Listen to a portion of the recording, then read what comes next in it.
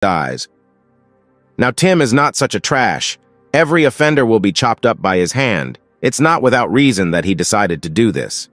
The survivors were very scared. They could not do anything to the zombies, especially when Tim became one. They begged for mercy, but Tim's eyes burned with a different desire.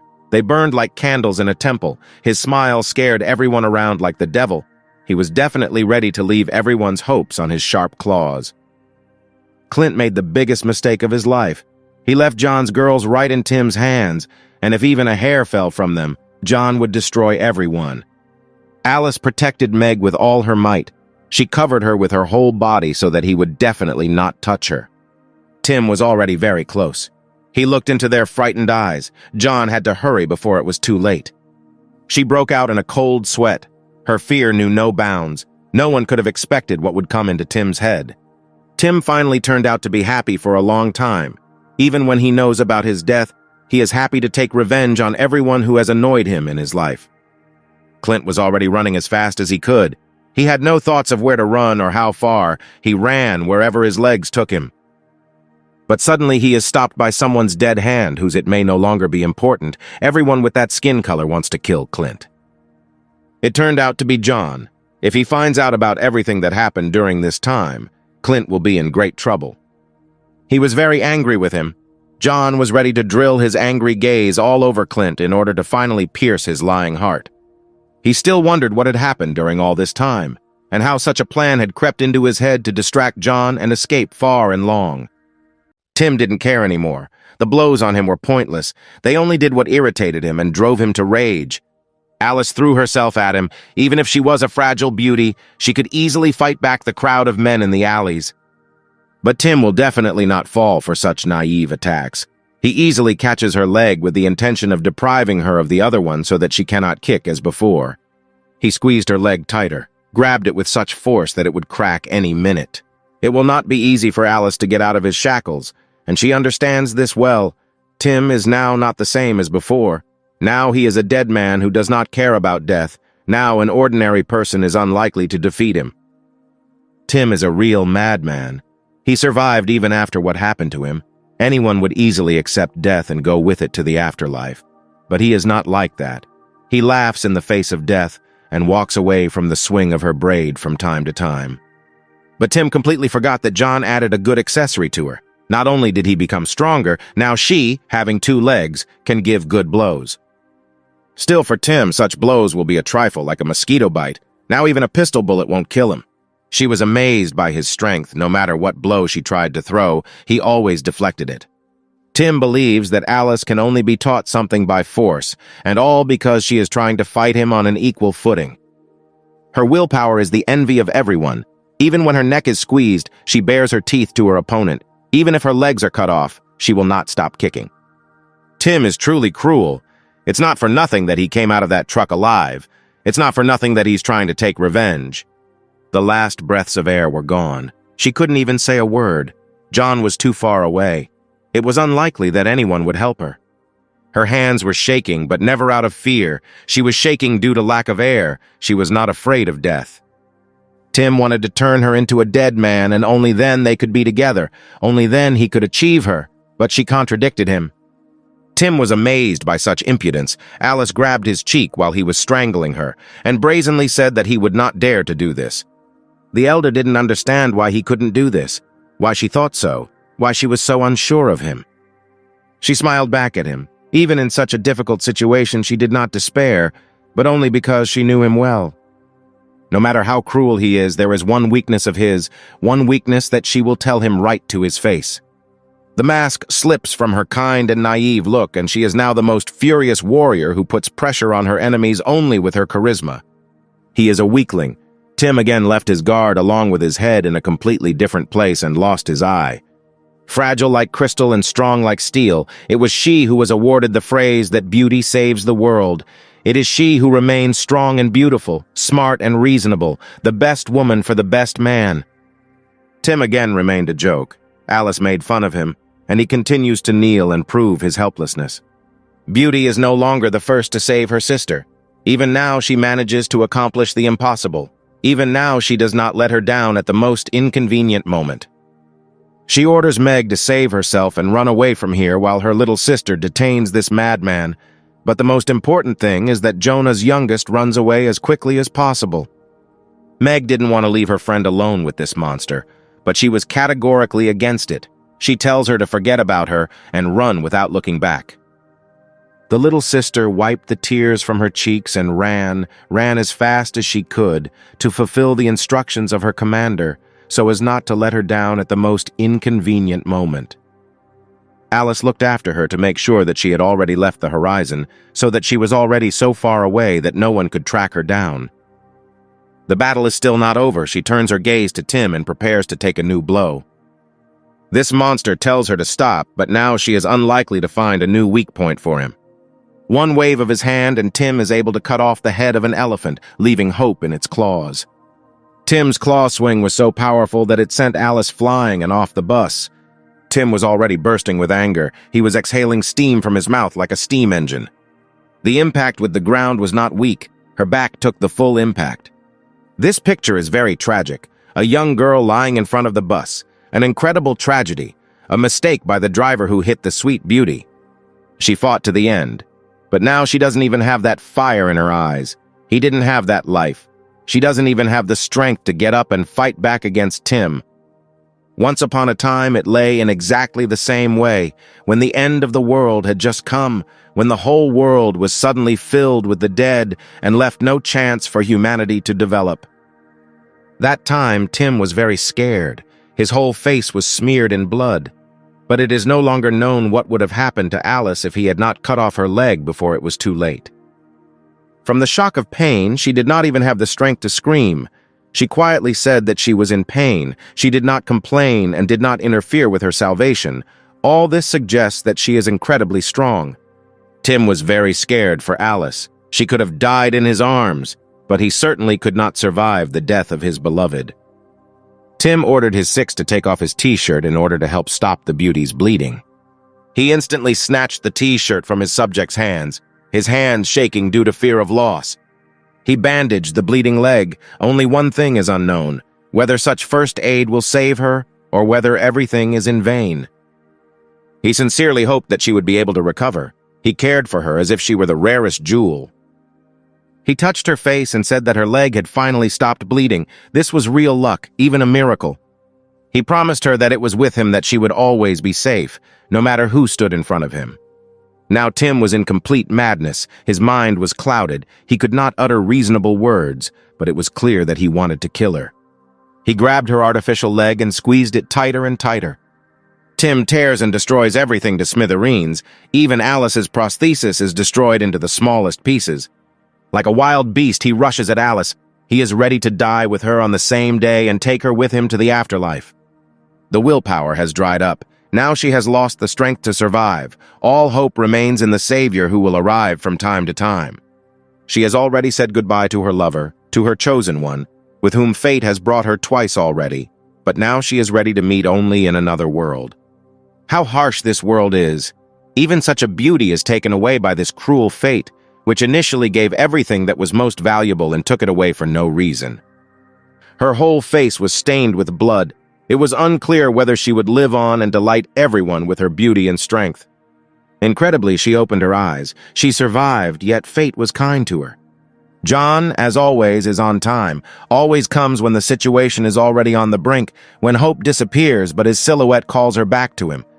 It pierced right through Tim's belly. He was bleeding but did not scream in pain like crazy. Tim, even becoming a zombie, did not become immortal. He is mortal, as before, only the power to fight, like a warrior with several lives, intoxicates his mind, and he does not see the danger in front of him. Seeing a target, he goes to kill it. John now doesn't care who he is. It doesn't matter to him that he is the son of a ruler. John can deal with him as he pleases. Tim can no longer escape from the angry John. Since he is more angry than ever, his intentions no longer have mercy, only the murder of his long-time offender. The long-haired man wants to say the name of his enemy. He wants to whine him, but the virus that has already enslaved his mind has filled his head with fog, and his tongue is tangled over and over again. Everyone was already gathered. They stood behind John and watched Tim's execution.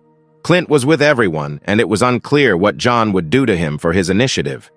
An ideal warrior, without fear of death, without feeling pain, he does not care about enemy attacks. He will always attack the enemy until he becomes a corpse. Tim rushes at John again. Not a single blow will teach him that John is much stronger than any dead man. Every dead man can only strive for his strength. John was well aware of his strength and grunted at every arrogant attack by Tim to mock him. He again begins his show-off speech, which sincerely will never mean anything to him. Everything is decided for Tim.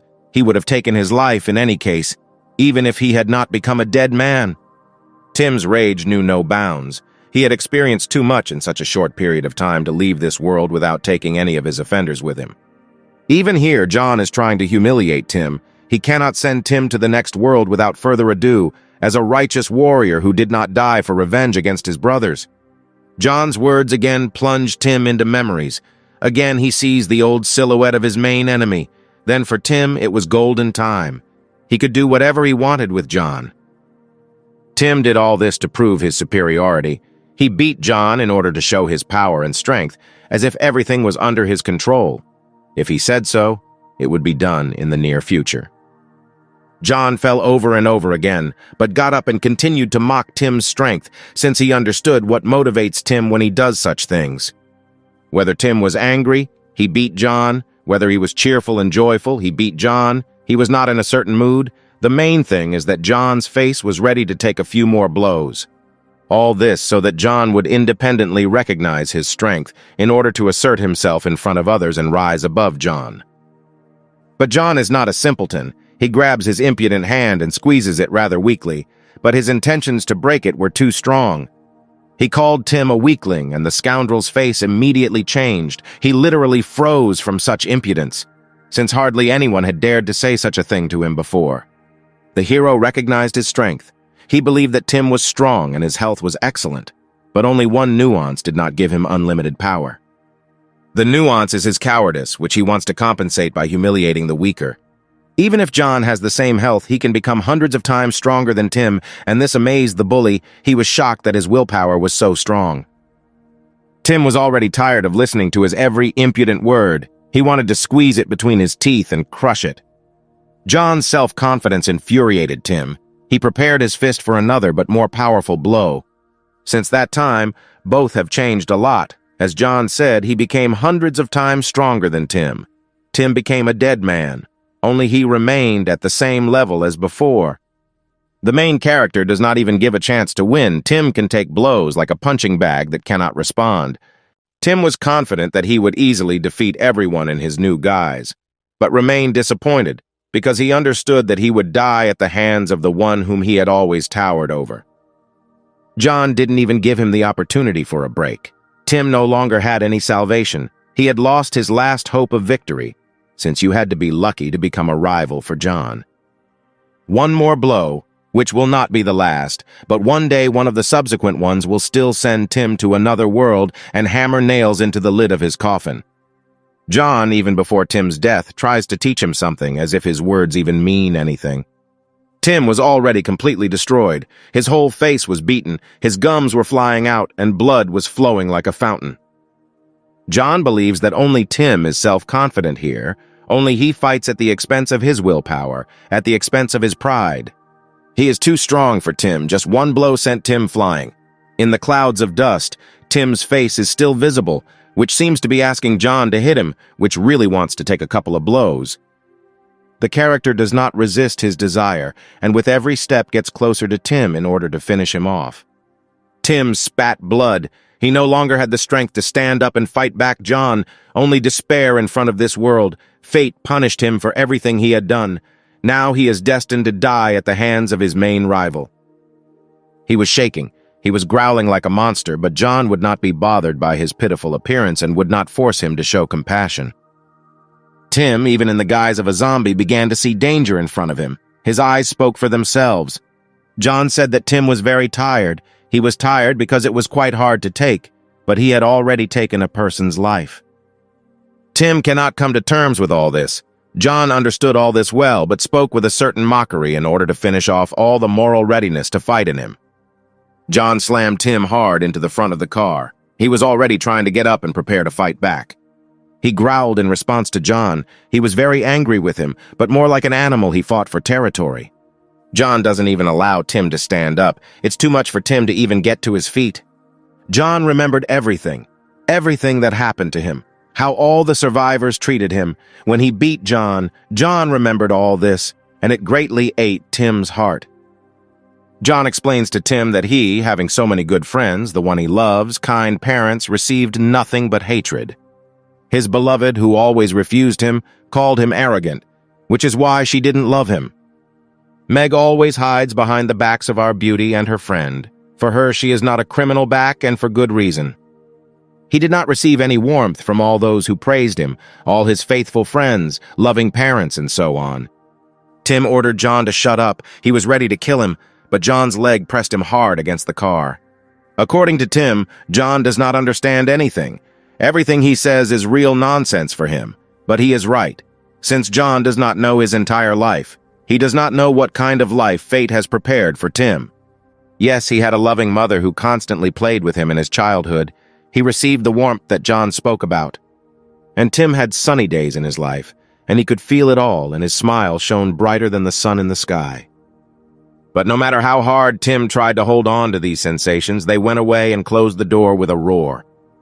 All the good memories were shattered, like a photo in a frame. All these memories for Tim meant only pain, as if these pieces of glass were sitting deep in his head.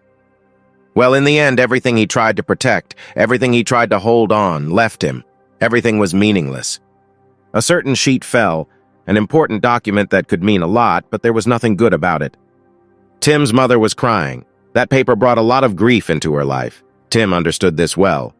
He approached his mother, collected all her tears with his finger.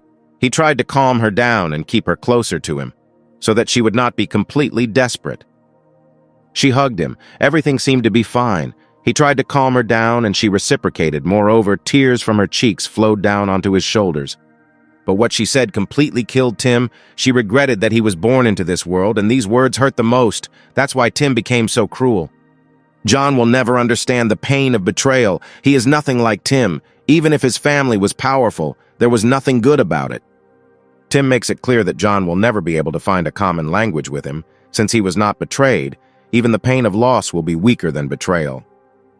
But even John was able to envy Tim in some ways, yet even John lacked something and had to resort to envy. Tim was amazed by his words. He couldn't believe that John didn't have what he had.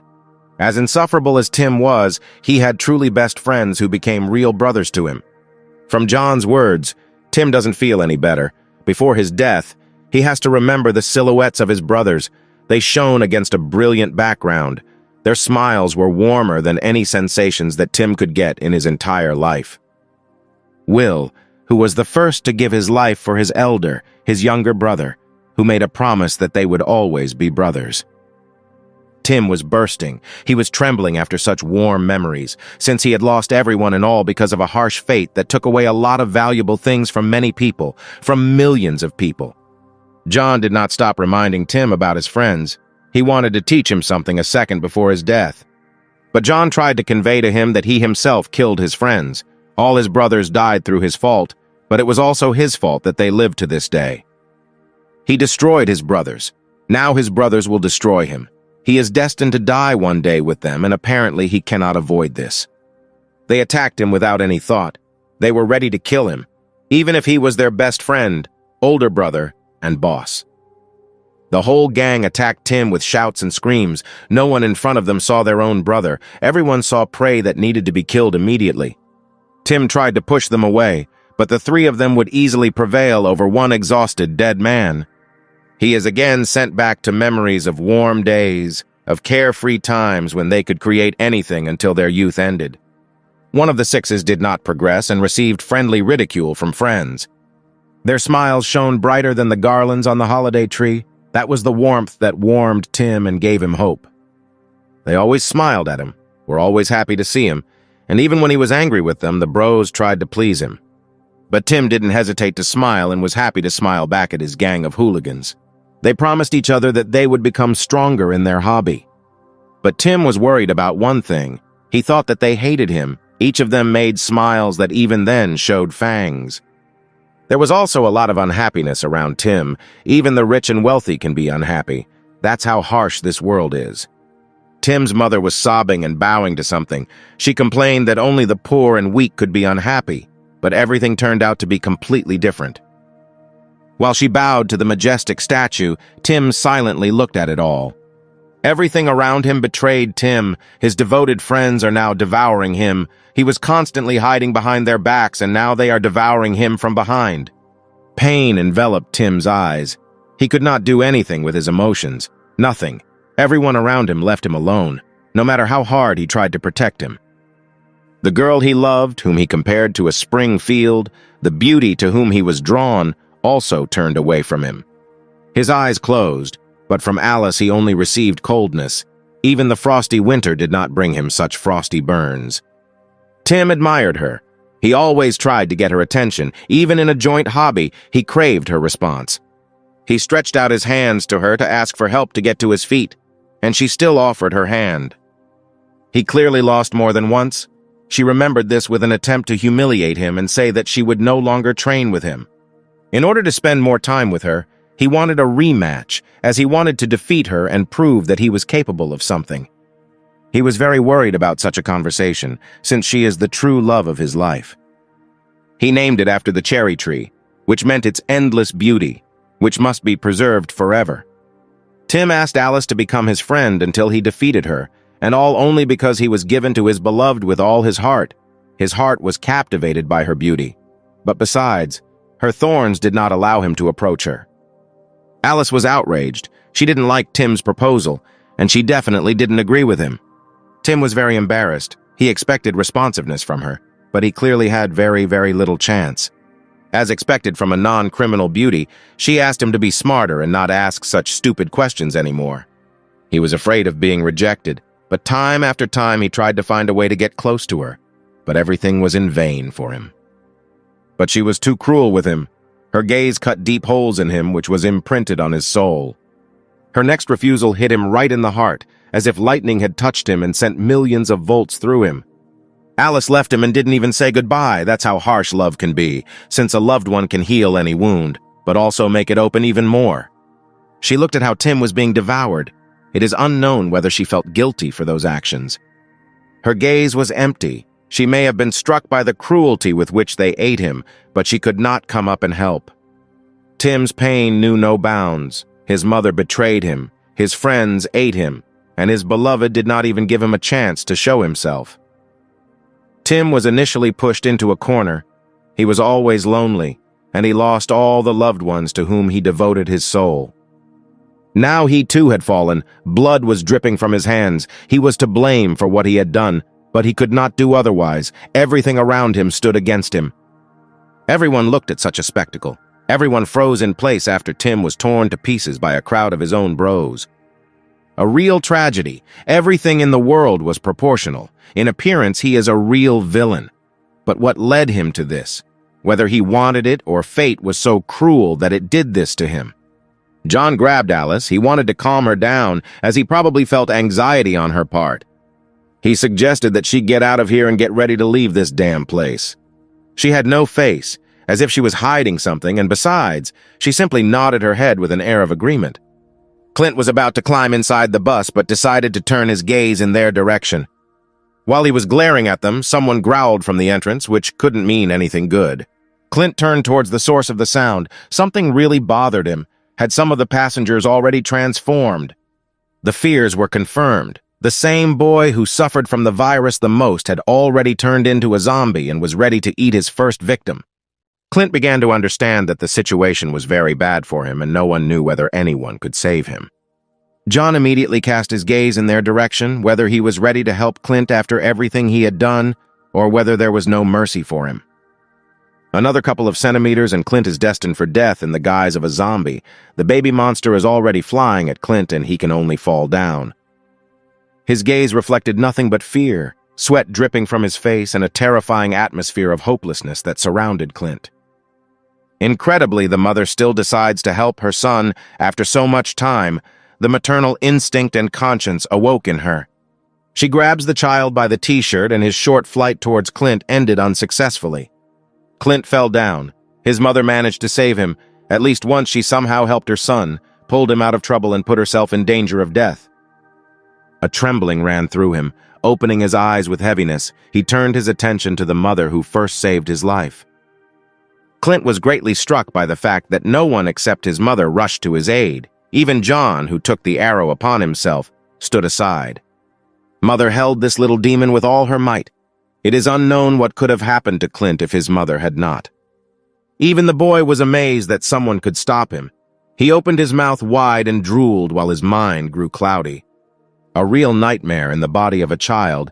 He turned his head in the opposite direction, and with his smile instilled horror in his mother. His eyes burned with the flames of death and nightmare. This is no longer the baby as before. Now he is an insane machine for killing and spreading the virus. There is no longer any humanity left in him. Finally, it dawned on her. She saved him at the cost of her life. She was able to prove her love for her son. She tried to reach him with her bloody hand in order to get approval from him. She said Clint's name. Her hand reached out to him, but the shock enslaved Clint and could not release him from the bonds and leave him alone. Contradictions began to play in his head. He could not believe that his mother could save him, but before his eyes, everything was completely different.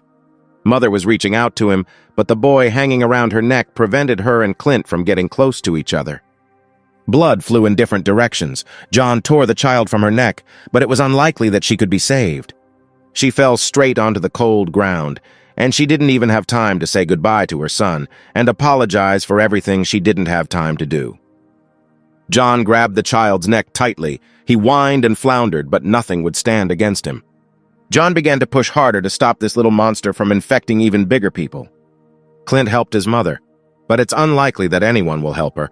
Only seeing her off to the next world with all honors will be real help.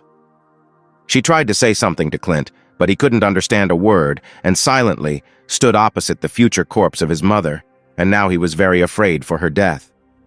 Mother apologized to him. It took her a lot of time to prove her love and care.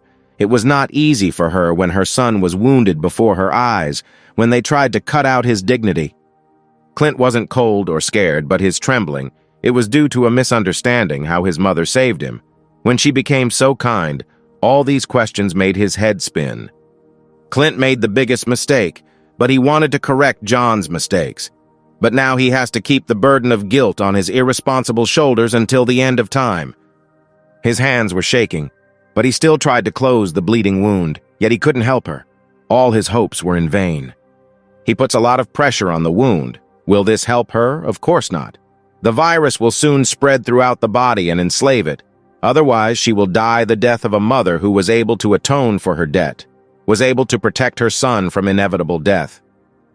She said goodbye to him for a reason. She thus said goodbye to Clint once and for all, but he no longer wanted this. The soul was already leaving her body. The tears were drying on her cheeks, but now she was able to repay the debt that had been returning for too long. Clint was ordering her to stop acting like she was before. Again, she wants to just walk away and leave him all alone. She was bleeding. Death was already looking her straight in the eyes. All that remained was to cut off her head with a swing of her scythe. 15 years ago, Clint extended his hand in the same way when he asked for help, but no one gave him a ladder to rise from this abyss. The pain was insane, but the mother did not even touch her child then, yet both parents are guilty of what they did. She languidly said his name as if she wanted the trash father not to hear anything unnecessary, and she could save her son while he was not looking. The hands were almost joined, but the scum of society decided to intervene even at this moment when his son needed help. The trash wanted to drink after everything that this freak had done, and he also incited his mother to run him for another bottle, which she was not happy about. He is a real psycho, because even now he accuses the innocent Clint of nothing, who became a victim of the unfortunate torture of the perverted ruler. The mother did not have her say in this house. What kept her from taking and driving this scum and spendthrift out the door? Why couldn't she help her only son? So she left him again. He was left alone again. While the blood dried on his outfit, his mother ran for a drink. He remembered how she didn't even touch him back then and was very angry with her, but today he can finally forgive her. She had already completely reincarnated and continued to apologize to him, but still she died with pride that she was able to atone for her sins. Then she didn't understand what it felt like when you needed help, and a loved one ran away in fear in order to survive. Now her son abandoned her, left her at the mercy of Fatim and gave her to the dead to die, but now she extended her hand and expected help. Her hands were shaking and bleeding. She tried to reach her son, but it was too late for an apology and everything else, only death awaited her. Clint shouted at the top of his voice that no one would have wanted to die for his place then. No one would have stood up for him and covered his back. She was still sobbing. The pupils disappeared from her eyes, only terrifying bloody streaks and an empty look. Even her mind was leaving her. Then Clint just needed a warm hand just to grab hold of support, just to give that warmth that was taken from him, but even then he didn't get it. Clint's tears flowed like a river. It was impossible to describe the emptiness in his soul. How many seas of tears he had accumulated. He could have cried days and nights to pour out every drop. He wanted her to simply learn from other mothers, become like them, so that he could boast to his friends what a good mother he had. Now he cannot let her die. His heart does not give such an opportunity. He cannot lose the one with whom he just established contact. He could not say goodbye to the one who saved his life in exchange for her own. John sees how much bad weather Clint has endured. Only his parents are to blame for his character. Not only did they not give him enough, they shed his blood before his eyes. They left in his head the image of his parents as maniacs. The boy greatly bothered John. Even his size did not frighten the boy. As he attacked thoughtlessly, all his actions were based on the virus, strong aggression and insane rage. The virus was to blame. John has already decided to kill him, but otherwise his recovery cannot be achieved. There is no way to save him. He finally squeezed his neck. The boy is dead. Now his soul can calmly go to the heavenly nursery. It can't be. The dead man was not alone on the bus. Apparently all the passengers had already turned into zombies and became slaves to the virus. John threw the imp at another dead man, and he should do something before everything reaches the point of absurdity. He ordered everyone not to approach and stay away from the bus. John was very angry at the whole situation and was ready to vent his anger on everyone. He tore the bumper off the bus and was probably preparing it for a severe thrashing by the walking dead.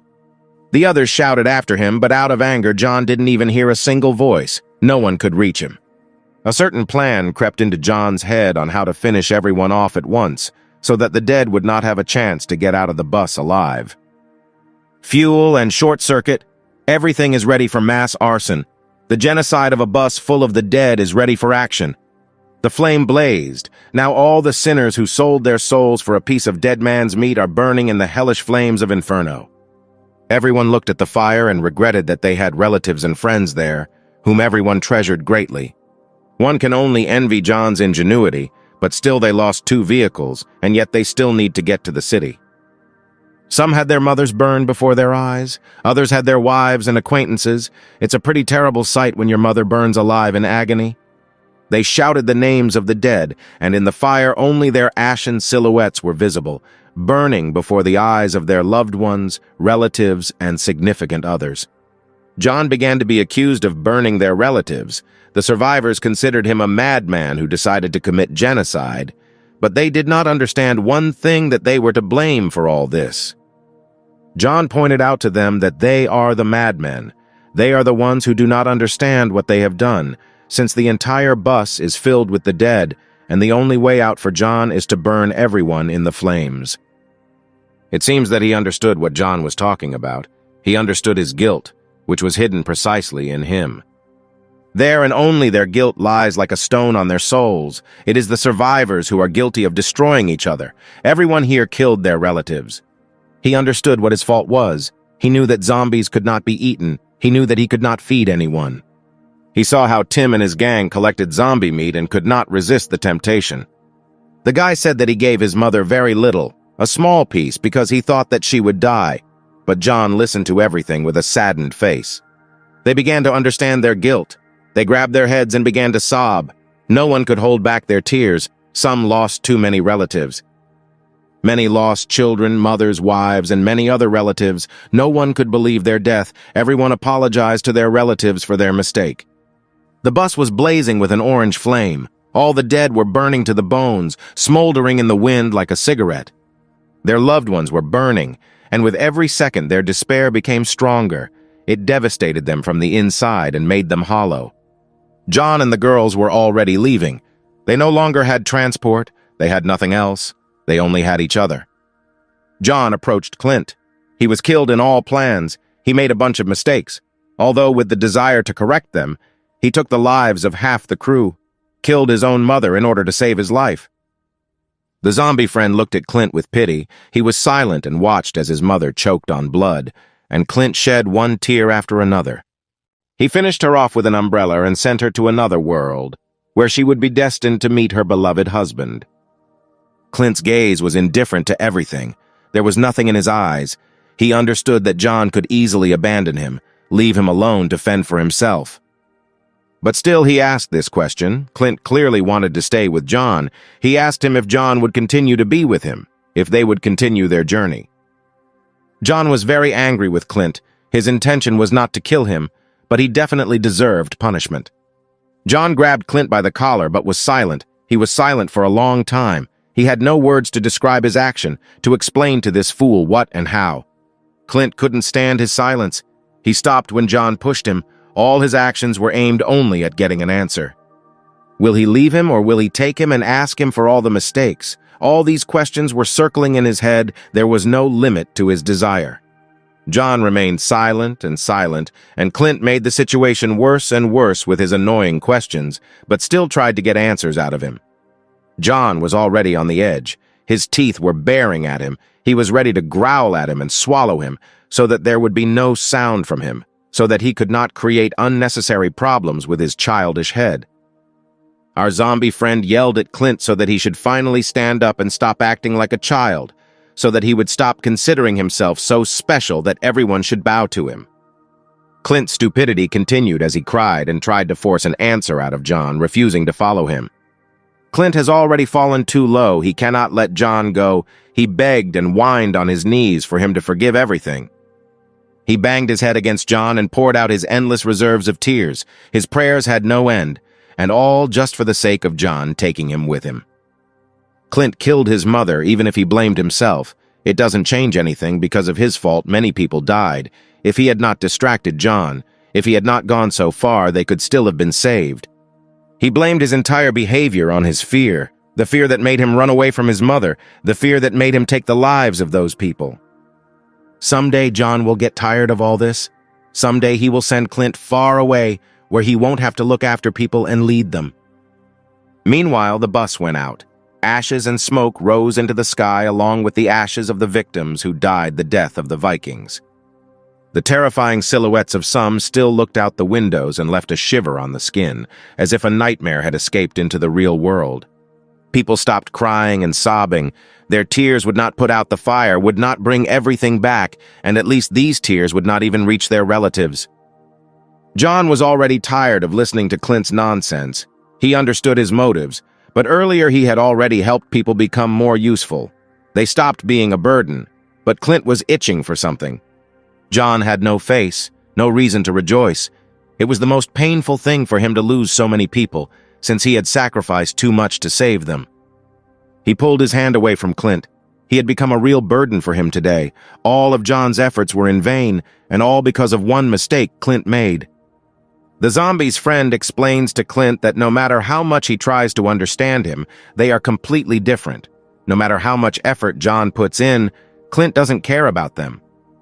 He was very angry. He understood that Clint didn't trust him, but he didn't understand why he couldn't trust him, why he couldn't be patient. Now John's patience has come to an end. He is already at the limit. Since Clint speaks only about his problems, only they worried him. Everyone around him did not matter to him. He didn't understand why Clint was doing all this. John made a promise that he would protect everyone.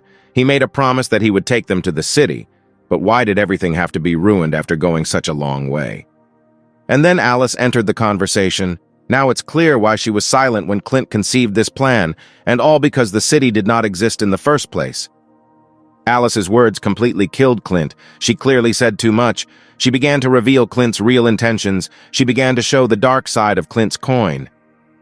Alice told John everything, all her hidden intentions. He came up with everything in advance that he would take everyone to the city. But it was all misinformation. John was struck by Alice's words. He could not have expected this from Clint, since he trusted him with all his heart. and he had already bypassed him twice and everyone at once. From his reaction, everything was clear. She said everything straight to the point, but he himself trusted her and told her all his intentions. And he planned all this in order to take everyone not to the city, but to the enemy's lair, so that more people would gather around him who could cover him. Alice angered him so much that he expressed everything he thought about her. He made fun of her mother, and even brought up her family in conversation, which John definitely would not tolerate.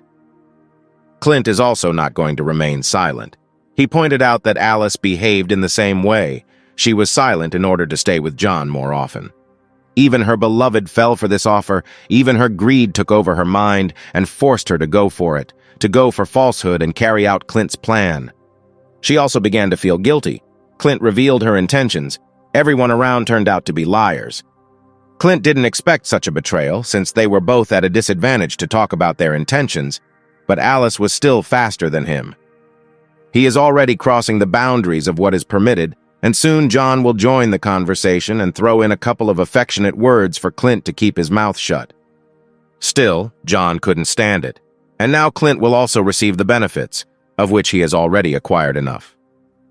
Really, Brother Zombie was able to give one easy answer to Clint, one blow and silence. What could be better? John's blow struck Clint with such force he had never received from his only friend, but still without force he does not understand anything. John's clap was so strong that it sent Clint flying and gave him a less than soft landing. John understood that in his rage he also exerted extra force. It seemed that he didn't even want to create a conflict, but Clint himself forced it. The brother did not stand aside. He felt guilty and decided to help Clint, since he was truly wrong. Clint threw away his helping hand. Now after this he doesn't need anyone. John doesn't mean anything to him anymore. The slap was really strong. Blood was flowing from his mouth, and there was a noticeable dent on his cheek. Who is this impudence? Clint can boast of his fearlessness to anyone, since no one dared to spit in John's face in the guise of a dead man. Clint now speaks completely differently. He already hates him more than anyone. What is the parallel in his attitude towards people, when he whines and asks to stay, and when he spits in the face and hates with all his heart? He cried but laughed in response to John. From the outside, Clint is two-faced. All his actions are unpredictable. He constantly does whatever he wants. In Clint's opinion, John had achieved nothing except a loving woman and a child to look after. Despite John, he says that he has nothing to talk to him about. He believes that no one would ever want to deal with John. Clint thinks correctly, but skeptically. He believes that everyone in this world is trying to get ahead of the other. In pursuit of the dead, you just need to be faster than your friend. John didn't like Clint's thoughts, but he remained silent. He did not interrupt Clint, since he had probably already prepared his answer. But still, Clint didn't understand why he hangs out with weaklings, having such strength. Why doesn't he leave everyone to their fate? John's answer was quite short and clear. Everything he does is because his parents were ordinary people. Clint was amazed by the answer, but he didn't fully understand what John meant, what kind of family he was talking about, what it meant to him. John's parents were ordinary people, like the answer of a small child, but what this answer carries is of real value. Clint will never understand what John tells him about his family, ordinary people who had sincere love, sincere warmth and joy. And Alice was hurt by these words. For John, the death of his parents was a turning point in his life, and she understood it well. Still, John's parents became zombies before his eyes. They ate him while he felt everything. But once they smiled brighter than the sun, he could feel their warmth. And the younger sister is also ordinary. How can he abandon such a cutie, even if she is ordinary? How his conscience will allow him to deprive her of attention? Alice, his beloved, is also an ordinary person. What could make John leave her halfway? All those people whom he has protected so far are also ordinary people. Each of them is ordinary. And now how to come to terms with the fact that they will no longer exist, as well as with the death of their parents, will regret it for the rest of their lives. That includes Clint himself, who himself made John feel special. Aren't they all simple people? Each of them is ordinary, but John, by the call of his conscience, cannot leave them. He is the only person among them all. Everyone understands that in order to live in comfort, one must become stronger, but still the strongest bear the most responsibility.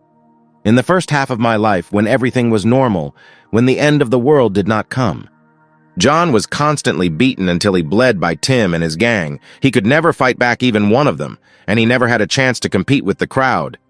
While he was being beaten, he could not respond with anything, and the only way to emerge victorious was an insidious trick. His eyelids opened with heaviness, his strength left him, and any minute he could find himself in the world of dreams. Tim and his six were truly cruel. As they beat him until his fists bled, it was clear that this brought them incomparable pleasure. Tim's smile was very sinister, but John couldn't do anything to him. It was all because of his connection and his father. Even Tim himself said that John should not come up with anything unnecessary and keep his mouth shut, otherwise his family would be in serious trouble. John understood the situation he was in. He could not answer anything, since his parents were ordinary people who could not defend themselves in any way. Brother Zombie points out to Clint that he can't even contemplate the idea of leaving someone. The point is not that he can live in complete peace, not that he is destined for an easy and measured life alone. Throughout John's life there were bright moments. There was happiness and joy, but grief, despair, and tragedy also found their places. John suppresses anger for a reason.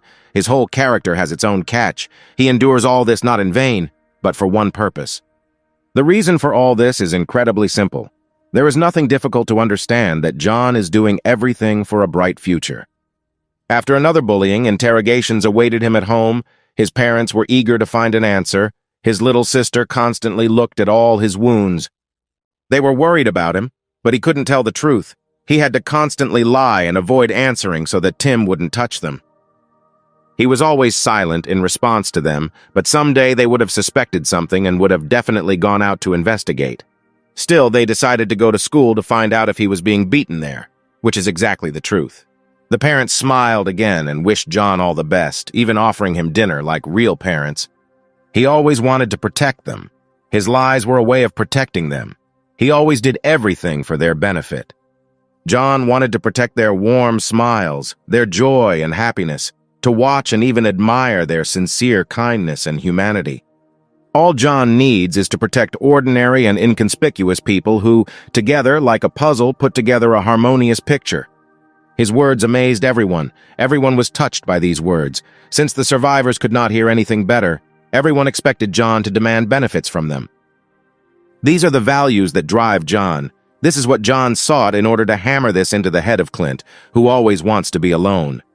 These bright images for Brother Zombie were the most valuable in his life, and they are truly beautiful. Every smile warmed him more than the hot sun. John simply must see all this again.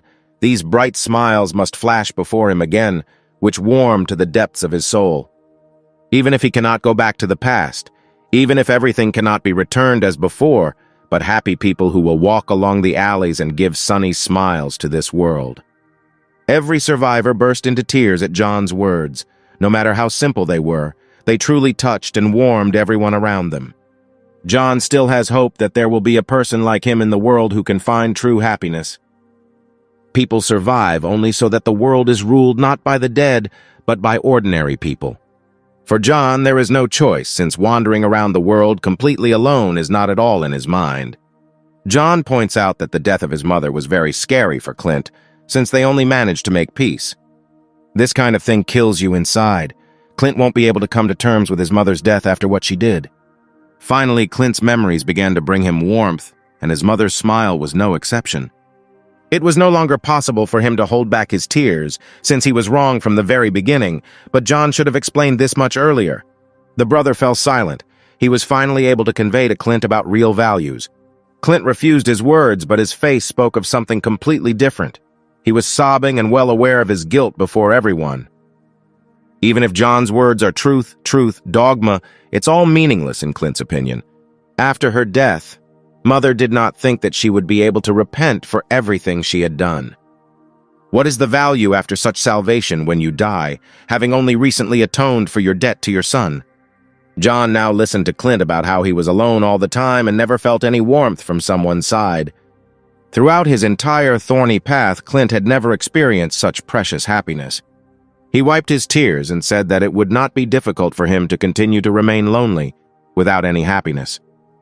John grabbed Clint's head between his hair and prepared him for a man's embrace to soothe his soul. A masculine act on John's part. Even after everything he had done, he accepted and forgave his mistakes.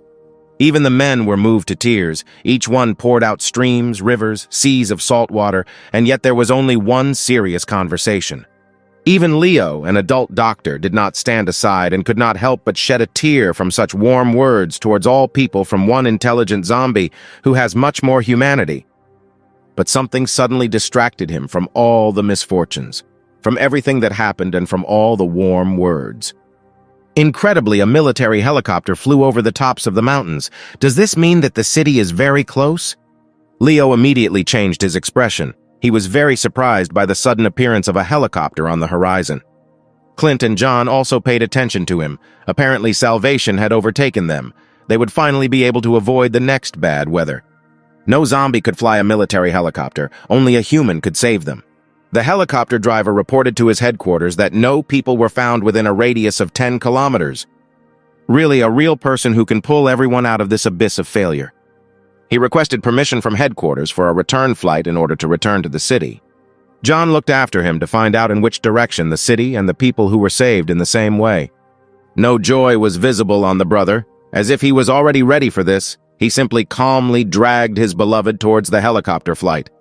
The survivors immediately forgot about their affairs. They hurried towards the city in order to finally escape. They had traveled too long to get here, lost too many, and finally got there. This is exactly what happiness looks like for survivors of the apocalypse. An oasis in the middle of the desert, real civilization. All roads led to it, and even more so the air route of a helicopter. And now you can breathe a sigh of relief. Everyone got out to the road and were already running, headlong in order to quickly get protection from the city. Everyone rejoiced. Everyone was able to go through this difficult path with blood and sweat. Many left behind the lives of relatives and significant others, but were still able to get closer to salvation. They decided to settle down in a clearing before heading into the city and began to prepare to enter it. Sam pointed to something that struck him so much he literally began to shine, because in front of him was something that can only give joy. He saw survivors making their way into the city through crowds of military personnel, and everyone was allowed inside. They were screened by the military before entering to ensure they were not infected. Everything around began to shine. All misfortunes were behind us, which means we can celebrate and rejoice with all our hearts. Only Clint was not happy about his arrival, and there was only one reason that made him uncomfortable. The ruler of the city was a real freak, and nothing could be expected from him.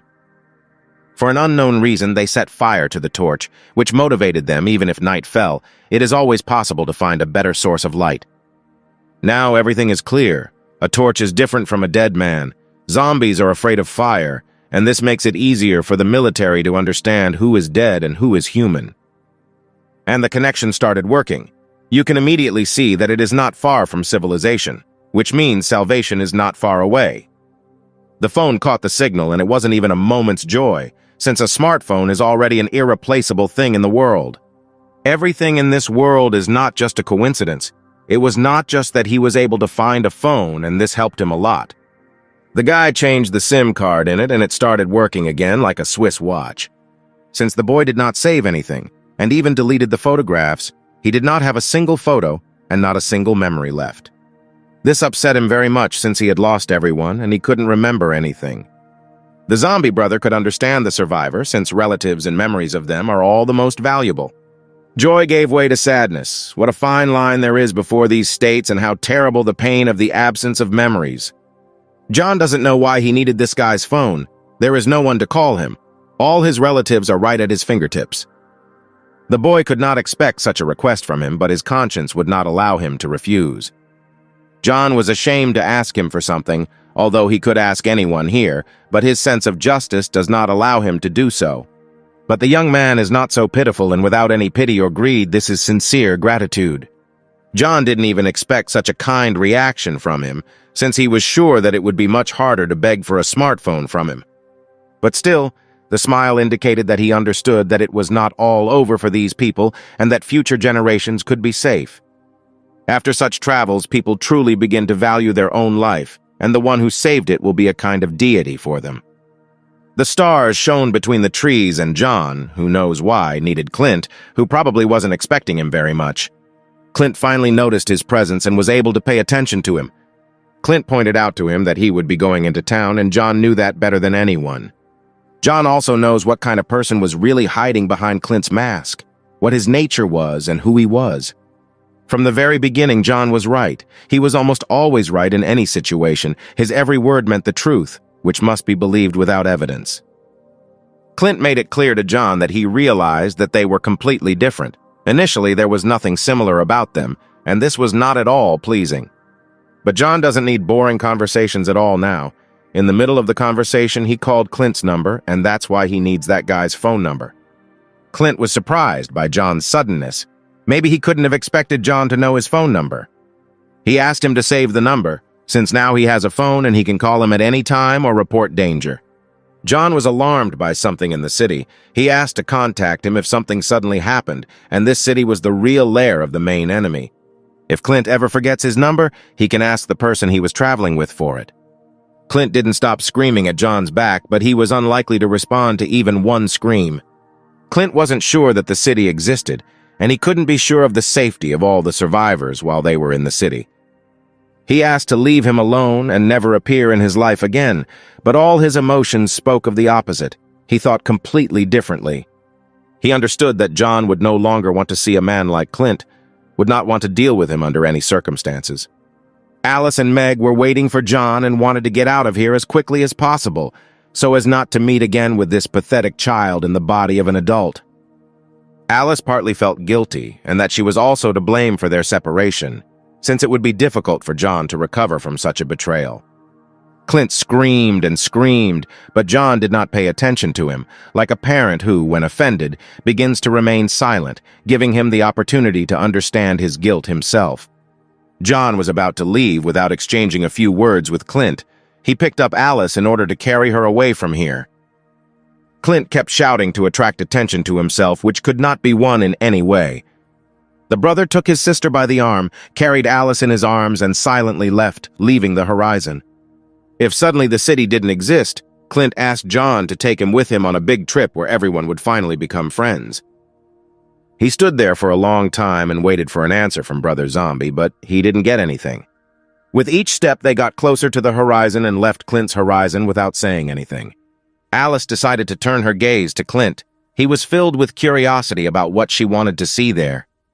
Suddenly, John stopped. Did he really dare to find the strength to reciprocate Clint's feelings, which means only one thing: they can have many new adventures. Incredibly, John stepped over his pride and allowed himself to give Clint a chance. But will it be as bad as they think? There was some fear in Alice. She turned to him, but it is unknown what bothered her so much. John smiled sweetly back at her and said that they would go look for a new home, which for their entire little family meant only a happy future. Those words touched Alice very much. Salty water flowed down her cheeks. They did not stop flowing down, like a waterfall, the most beautiful waterfall of tears of happiness. She wiped away her tears and sweetly agreed with such an excellent decision, since she was very scared that he might leave her at the end of this path. Meg's joy knew no bounds, and Alice did not know where to go after such a sweet confession. The beautiful moon shed its pale light on people, but the fact that it is full suggests that unexpected events await our heroes. The same wanderer with whom John is still obliged to meet, and the one who is somehow connected with the city, and most importantly with the ruler, with Tim's father. That creature was truly terrifying, and it was exactly what Tim called a man. According to the stranger, this monster was very tired and was also badly damaged after some work for some family. The wanderer was looking for someone, and this search brought him a lot of problems, since he would be very angry if he did not find his goal. That creature had human faces on it. That's what scared Tim so much then. It was this monster that was hiding in that mysterious truck. The stranger could talk to this monster and even reacted to its aggression with laughter. If this creature is a side effect of the city's experiments, then what could be waiting for our heroes at the entrance inside? The wanderer noticed nearby that the dead were greedily eating someone, but it took him a long time to realize what was going on under his nose. He decided to pay careful attention to them and even got up from his corpse car and rushed towards the zombies. It can't be how lucky he was to once meet a gang and even Tim himself, whom they devoured. The Wanderer again shows his gigantic strength, and it amazes again as he throws two with one kick soaring in zero gravity. Still, he found what he had been looking for so long. Everything was written before his eyes, like an open book. You can read everything about him. It's not for nothing that the eyes are the mirror of the soul. It seems that even signs of intelligence were able to remain in Tim. Since his eyes were not empty like those of the dead, he could still think. The stranger looked at him clearly and examined him completely from head to toe. The chains and handcuffs in which he is shackled haunt him, and the bandages with which his entire body is tied are even worse. From his cloak he began to pull out a certain photograph. Surely that family would be Tim's family. He brought up the photo and compared the dead man's body with the photo of the one he was looking for, and it would be really bad if Tim was the one he was looking for. All fears were confirmed. The Wanderer is directly connected with the ruler, and it is for his family that he works. He still found it, which means Tim still won this battle with John, since he was able to get out of this situation unscathed. It turns out that the stranger had previously known Tim, and yet they had not seen each other for a long time, which is why he almost did not recognize him. They were supposed to see each other for the last time before his birthday. It can't be that the Wanderer called Tim his older brother, but Will had been killed a long time ago, and that's exactly what Tim couldn't believe. The younger one asked him to shut up and not piss him off by saying that his brother had been dead for a long time, and that he no longer had any brothers. He didn't want to spoil his good mood, which is why he shut Tim's mouth in advance so that he wouldn't say too much. Good treatment from the Wanderer still needs to be won, so Tim will have to be a good boy to win his love. He pulled the gloves onto his bound hands and confirmed everything by saying that they were still one family. You can't quarrel from the very beginning. First you need to make friends, and later you can quarrel like a child. Initially it is necessary to break off relations with Tim, but for what and why does he need the needle? Will Tim really become part of this united creature? Suddenly the monster began a dialogue with the Wanderer, and he immediately noticed their intervention. They said something incomprehensible that only this strange stranger could understand, who was unusually strong and had a character unlike anything else. Everyone's faces became too conversational. They seemed to be humming something like an orchestra. The stranger pulled out a thread and a needle, as if he had not prepared them for knitting, or Tim would become his new material. He threaded the needle, which could not mean anything good for Tim, since he would be the next product. He was very scared for his life. He didn't even manage to save himself. His father is a real psycho, since he even allows such things to happen to his son. The survivors were already approaching the gates and each had torches, which together shone much better than any lantern. The military man noticed a crowd of people in the darkness in front of him, but torches really helped to see them in such darkness. Leo was responsible for everyone and led and in front, and also accounted for them all. The military man does not lose his vigilance and takes a stance to react to an attack or enemy. The people here are unusual, each equipped with different technologies to analyze their enemies or allies. Apparently they were able to pass the selection, and the passage will be open to them. After all, doctors are very valuable at such a time.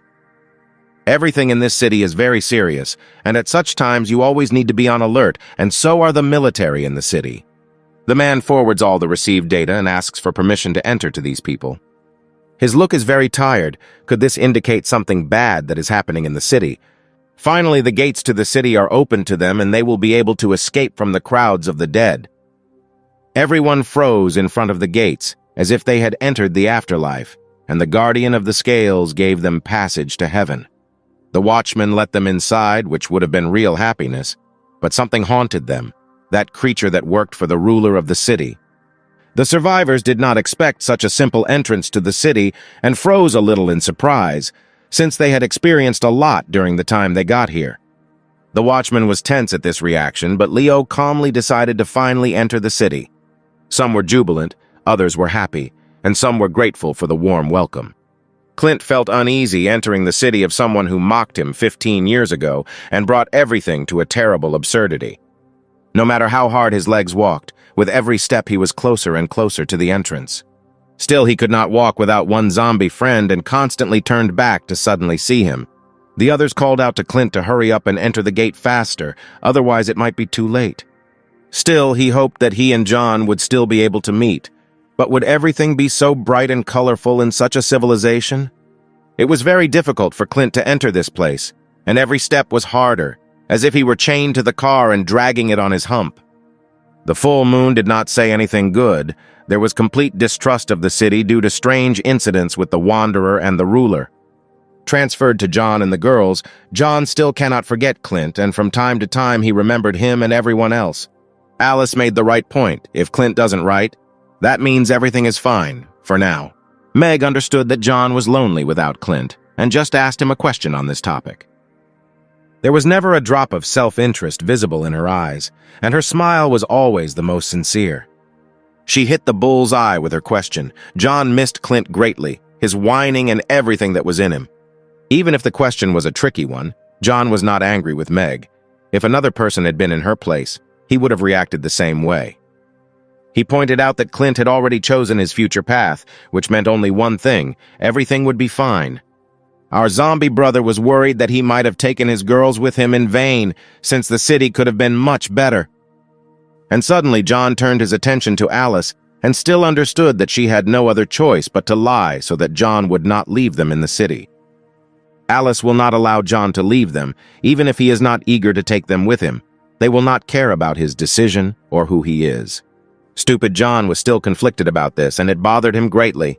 Alice is much stronger than all of John's enemies, since she can stop John with one movement of her finger, which she often uses so that John does not say too much. In her opinion, people long for a new life in order to lose and forget about the old sufferings that torment with their presence at the present time. Alice's words amazed John. Now both are able to throw around beautiful words. Having lost a loved one, people begin to look for a replacement in order to lose the pain of loss, but they have not yet been able to lose John, so they are not going to look for a replacement. Her sincere smile is much more pleasing than her absence, and until this moment John may not have realized this. Appearance is not important to her. What is important to her is that, having become so strong and powerful, John remained himself, without changing his priorities.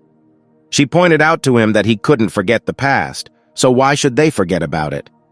They should continue to cherish happy moments and come to terms with the bad ones and throw them out of their heads so that they don't interfere with their life now.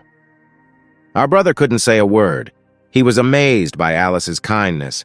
He froze like a stone, and she caressed him so that he would calm down and live as he is. Eli was confident in her abilities and could definitely protect him from all dangers. John was behind a stone wall. Together they made plans to raise Meg as if they were their daughter, which she was very, very happy about. Even if they can't have children because of John's body, our beauty doesn't see anything wrong with that. John was confident in his abilities, and everything would have worked out for him, and everyone believed in him that way. Any minute now she will laugh with all her soul like a child. As expected, John has become himself. She is good at calming him down and distracting him from unnecessary thoughts. After such a shame, John felt ashamed for a long time, and the girls added fuel to the fire with their laughter. Still, we were transported to a majestic city with an ill-fated ruler. The survivors set foot somewhere, and nothing foreshadowed trouble. Everything even turned out very well. Still, someone was watching them, and it turned out that there were 2 people missing from that crowd, and it was Alice and Meg. Incredibly, the ruler and his subordinate discuss all this and remember that those people will be food for some livestock. Everything was terrible. Tim's father was a real madman, and his son was not far off. Even such a businessman was forced by something to get up from his chair and go to the cameras, to look at one handsome man whom they had not seen for a long time. Even after so much time, he did not forget about him and waited a long time to admire his beloved boy again. Even now he considered him handsome. His mad love for children was terrible.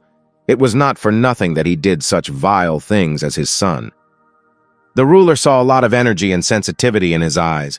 All this made his animal instincts awaken. Clint is like a barrel of wine, only becoming sweeter over the years, and only this pervert has such feelings for him. He wanted to see something that over time interested him even more. He wanted to know the reaction of the weak animal who had lived in the darkness for a long time, and he would plunge it there again. The guard opens the gate for the survivors, and apparently the feeding has already begun. The worst is for dessert. The crack in the gate emitted a strong light, and it was this light that Tim's father was talking about. The gap became wider and wider.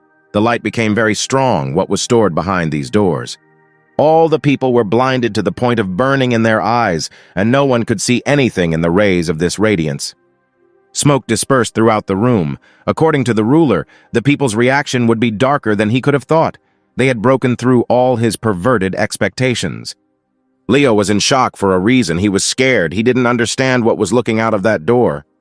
It was a real nightmare, the likes of which they had never seen before, one that could destroy all hope for the further development of civilization.